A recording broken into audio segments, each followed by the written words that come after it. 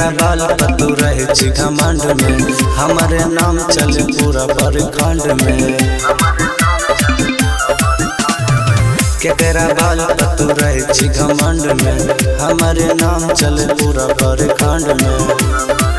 तनी हमरो पता न कौन यार छियोगे, यार छियोगे। चलब चौकट रंगदार छियोगे, सुखा घाट वाला छौरा रंगदार छियोगे। चलब चौकट रंगदार छियोगे, मधेपुरा वाला छौरा रंगदार छियोगे।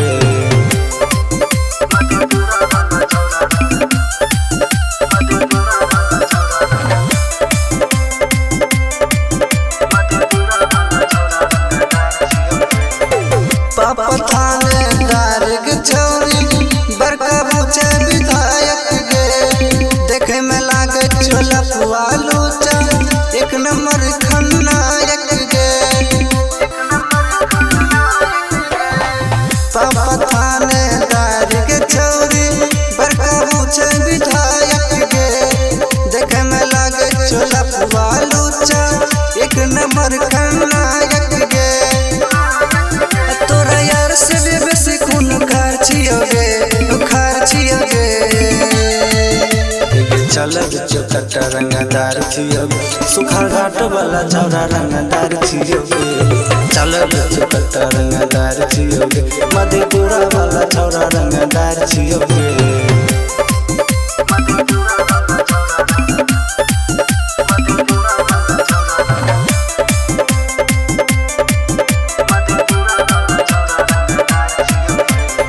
मारे जब लगबोगे ओकरा हे तू नहीं बर्दाश्त गे, राइटर सूरज अकेले घूम चल सबके साथ गे। मारे जब लगबोगे ओकरा हे तू नहीं बर्दाश्त गे, राइटर सूरज अकेले घूम चल सबके साथ गे।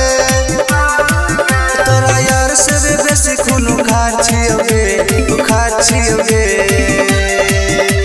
चलब चौकट रंगदार छियोगे, सुखा घाट वाला छौरा रंगदार छियोगे। चलब चौकट रंगदार छियोगे, मधेपुरा वाला छौरा रंगदार छियोगे। अनोखा digital recording studio Alamnagar Madhepura.